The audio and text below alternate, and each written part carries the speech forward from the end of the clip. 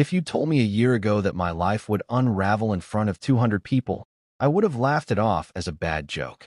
But that's exactly what happened, and the fallout was worse than anything I could have imagined. My name is Tyler Mitchell, and at 59, I thought I'd seen enough of life's curveballs to handle just about anything. Turns out, I was wrong.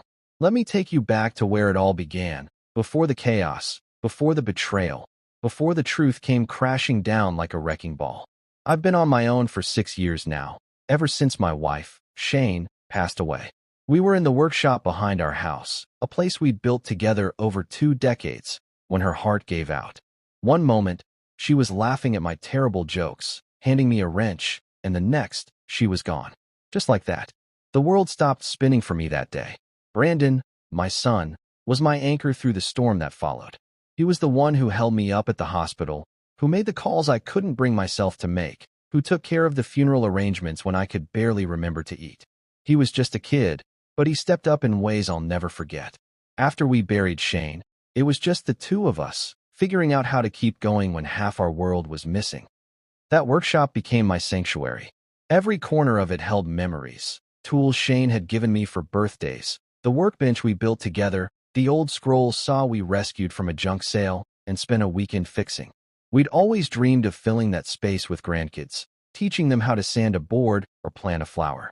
The land our house sits on, 2 acres my father bought when it was nothing but weeds and wildflowers, became even more precious. Developers have tried to get their hands on it for years, but I never even considered selling. It's more than just dirt and wood. It's the story of my family. When Brandon met Crystal Manning, I wanted to be happy for him. She seemed nice enough at first, always smiling, always dressed like she was headed to a magazine shoot. She worked in marketing, knew how to charm a room, and Brandon was smitten. But there were little things that didn't sit right with me. She'd wrinkle her nose when she walked through my workshop, like the smell of sawdust was beneath her. She'd pick at the meals I cooked, suggesting that frozen dinners might be easier. And she'd drop hints about how maybe it was time for me to downsize, as if the life I'd built was just clutter in the way of her plans. But I tried to brush it off. Brandon was happy, and that was what mattered. I figured maybe I was just being an old stick in the mud, slow to accept change. The real trouble, though, didn't start with Crystal. It started with her mother, Brenda. Brenda Manning was a force of nature, the kind of woman who could walk into a room and make everyone feel like they were standing on her property. She was always dressed to the nines, hair done up like she was expecting a camera crew, and she had opinions about everything. Real estate was her game, and she never missed a chance to talk about property values, investments, or the latest hot neighborhood. The first time she came to my house, she looked around like she was already planning to put it on the market. Every comment was a backhanded compliment. Charming countertops, interesting furniture, cozy rooms. I could tell she thought the place was beneath her standards. Her husband, Gary, was the opposite. Quiet, almost invisible, like he'd learned to keep his head down to avoid trouble. I felt for the guy. He seemed like someone who'd been talked over for so long, he'd forgotten how to speak up. Over the months, Brenda's comments became more pointed. She'd ask what would happen to my land when I was gone, or suggest that it would be a shame for Brandon to get stuck with the hassle of probate. She'd wander through my workshop, picking up tools and setting them down in the wrong places, talking about how much wasted space there was. She even mentioned knowing developers who'd pay a fair price for my property, as if she was doing me a favor. Every time, I told her I wasn't interested. But she kept at it, always circling back to the idea that selling would be best for Brandon's future. She made it sound like holding onto my home was selfish, like I was standing in the way of my own son's happiness. Gary never said a word during these conversations. He'd just stare at his hands or look out the window, and I started to wonder if he even had an opinion left. As the wedding planning ramped up, Crystal and Brenda took charge. Crystal wanted everything to be perfect, and Brenda saw dollar signs in every detail. I tried to help where I could, paid for the rehearsal dinner, spent weeks making a jewelry box for Crystal out of white oak Shane, and I had saved for something special. When I gave it to her at her bridal shower, she called it rustic, and I caught the look Brenda gave her. It wasn't pride, it was calculation. 2 weeks before the wedding, something happened that should have set off alarm bells. I came home to find my front door unlocked. I always lock up, even if I'm just running to the store. Nothing seemed missing, but little things were off. A coffee mug moved, mail stacked differently, my filing cabinet opened just a crack. All my important papers were still there, but the folders weren't in the order I remembered. I tried to tell myself I was just being forgetful, that the stress of the wedding was getting to me. But the feeling that someone had been in my space wouldn't go away. I mentioned it to Brandon, and he offered to come check things out, but I told him not to worry. We agreed to talk about security after the wedding. No sense adding more drama to an already tense situation. Looking back, I wish I'd trusted my gut. But at the time, I was just trying to keep the peace, to make sure my son's big day went off without a hitch. I had no idea that the real storm was just over the horizon. The morning of Brandon's wedding dawned bright and clear, the kind of day that makes you believe nothing could possibly go wrong. I woke up before sunrise, nerves jangling, and wandered out to the workshop with a mug of coffee. The place was quiet, filled with the soft golden light that Shane used to love. I sat there for a while, letting the memories wash over me. Her laughter, the way she'd hum while sanding a board, the smell of sawdust and coffee mingling in the air. If I closed my eyes, I could almost hear her voice telling me not to fuss, that everything would work out just fine. By 8, I was dressed in the new suit I'd bought for the occasion, a navy blue number that felt stiff and unfamiliar. The last time I'd worn a suit was at Shane's funeral, and the memory made my throat tighten. I tried to focus on the day ahead, on Brandon and the life he was about to start. He'd reserved me a parking spot right up front at the Grand Oak Country Club, a place so fancy I felt out of place just driving my old Ford onto the lot. The other cars gleamed in the sun, all polished chrome and luxury badges, but I tried not to let it bother me. Today was about family, not appearances. Inside, the ballroom looked like something out of a movie. White columns, crystal chandeliers, tables draped in silk, and more flowers than I'd ever seen in one place. Waiters in tuxedos glided between the guests, offering champagne and hors d'oeuvres I couldn't pronounce. I found Brandon near the altar, looking sharp in his tux, but his hands were shaking just a little. When he saw me, his face broke into a grin, and for a moment, it was just the two of us again, like it had been for years. "You clean up all right, old man," he teased, straightening my tie. "Don't get used to it." I shot back, trying to keep things light. "You nervous?" He nodded, laughing. "Terrified, but in a good way, I think." I clapped him on the shoulder, feeling a surge of pride. Whatever happened, I knew I'd done right by him. He was a good man, and he deserved happiness. Guests started to fill the room, most of them strangers to me, business associates of Brenda's, distant relatives, people who looked like they belonged in glossy magazines. I recognized a few faces from our neighborhood, and some of Shane's family had made the trip down from Pennsylvania. The seat beside me at the front was empty, a silent reminder of who was missing. I touched my wedding ring, still on my finger after all these years, and whispered a silent hope that Shane was watching over us. Across the aisle, Brenda Manning was in her element. She wore a silver dress that sparkled under the lights, her hair piled high, jewelry flashing with every gesture. She greeted guests like royalty, her voice carrying across the room. Gary, her husband, sat quietly at her side, looking uncomfortable in his ill-fitting tuxedo. He caught my eye and gave a small, weary wave.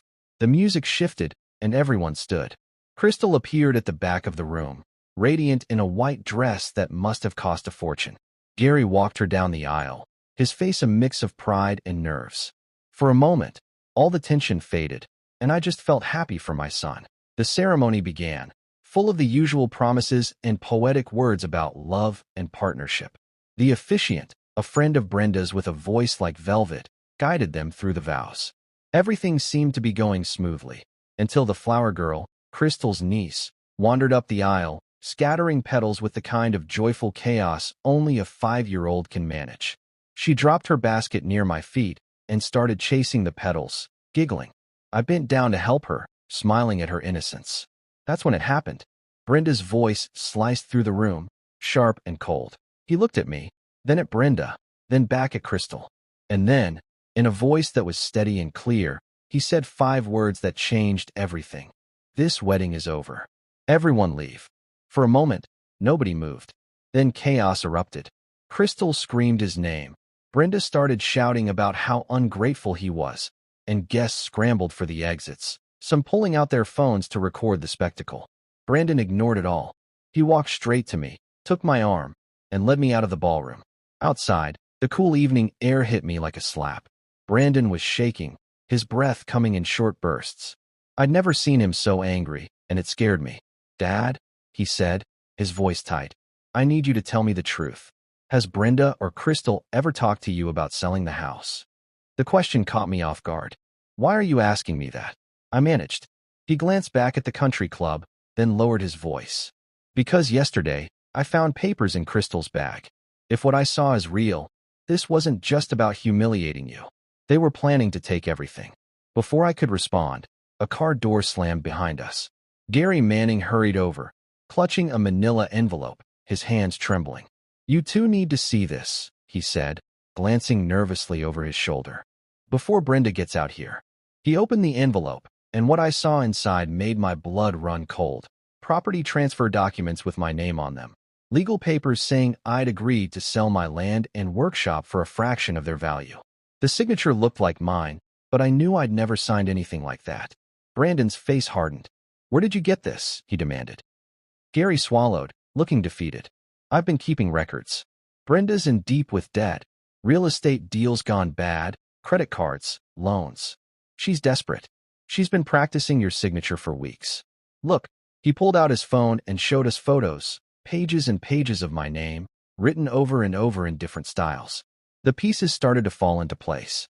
The unlocked door, the disturbed papers, the feeling that someone had been in my home. "She made a copy of your key," Gary said quietly.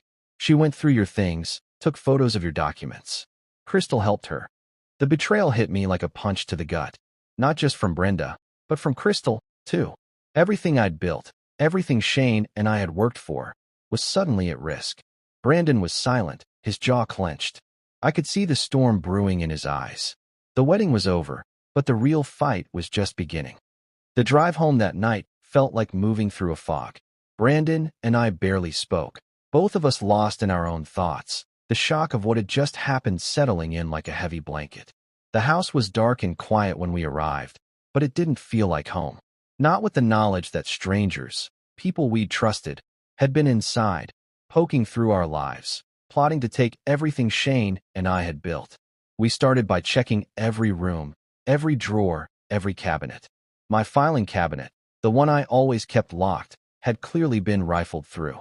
Folders were out of order, some papers were upside down, and a few envelopes looked like they'd been opened and hastily resealed. My desk was the same, mail stacked differently, pens moved, even my coffee mug sitting on the wrong side of the counter. It was all subtle, but unmistakable if you knew what to look for. Brandon was methodical, snapping photos of everything that seemed out of place. "We need a record," he said, his voice flat. "If this goes to court, we'll need proof." I nodded, feeling a strange mix of anger and sadness. I'd always thought of my home as a safe place, a fortress against the world. Now it felt violated. The real gut punch came when we found the note, tucked under my old toolbox in the workshop, written in Crystal's neat handwriting. "Some people never learn their place." Brandon read it aloud, his hands shaking. That was the final straw. He pulled out his phone and started making calls, first to a lawyer, then to the police, then to the county fraud division. By noon, we had a plan. The lawyer was sharp, the kind of woman who didn't waste words. She listened to our story, looked over the forged documents Gary had given us, and nodded. "This is serious," she said. "But you're lucky. You caught it before the transfer went through. Here's what we're going to do."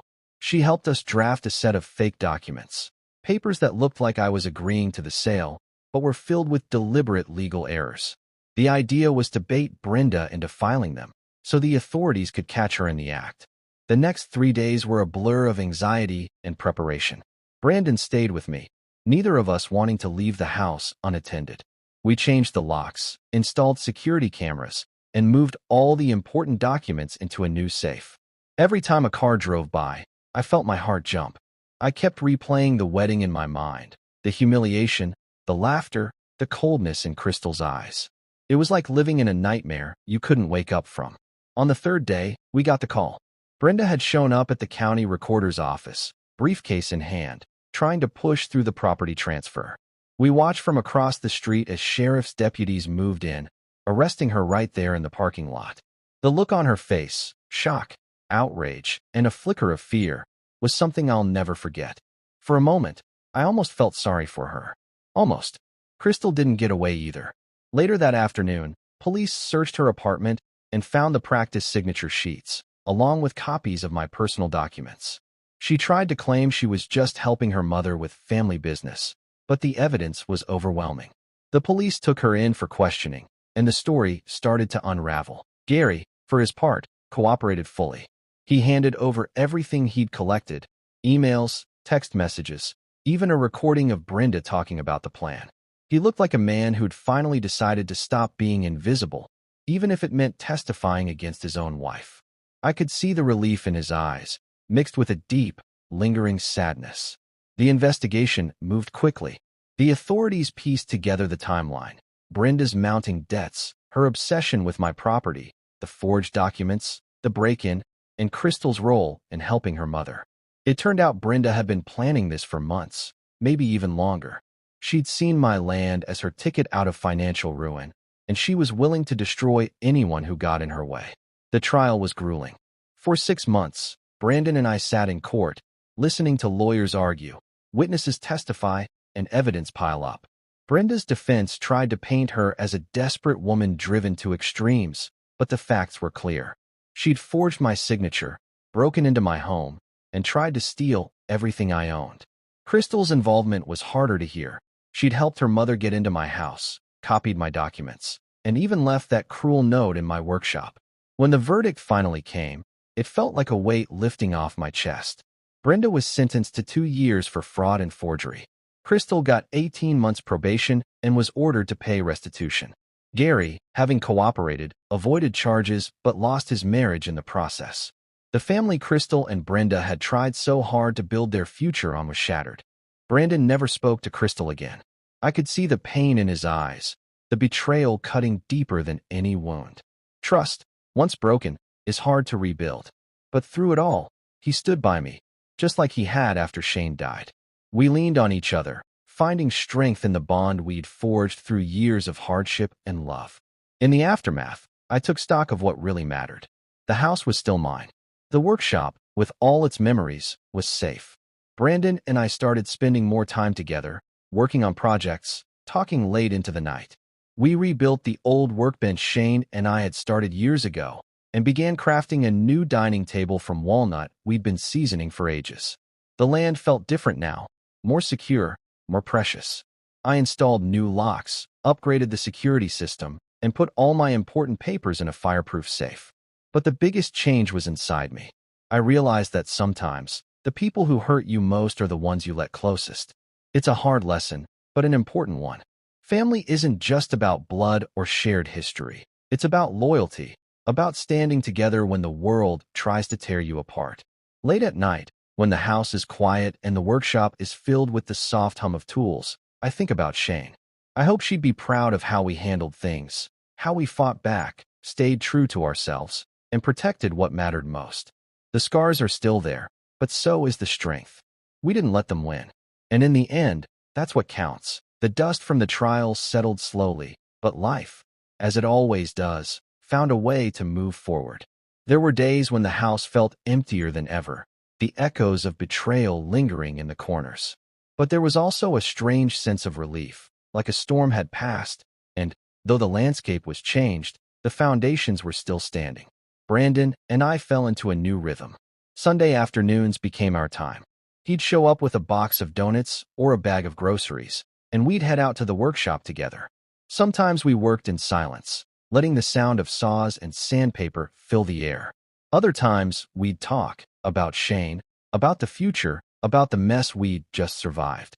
There was a comfort in those hours, a reminder that even when everything else falls apart, the bonds that matter most can be rebuilt, one project at a time. The workshop itself became a symbol of resilience. We finished the workbench Shane and I had started years ago, each board, and joined a small act of defiance against the people who tried to take it all away. We started on a new dining table, using walnut we'd been seasoning for years. Every cut, every measurement, felt like reclaiming a piece of our story. Sometimes, I'd catch Brandon running his hand over the wood, lost in thought, and I knew he was healing too. Security became a priority. I replaced every lock in the house, installed cameras around the property, and bought a heavy safe for our important documents.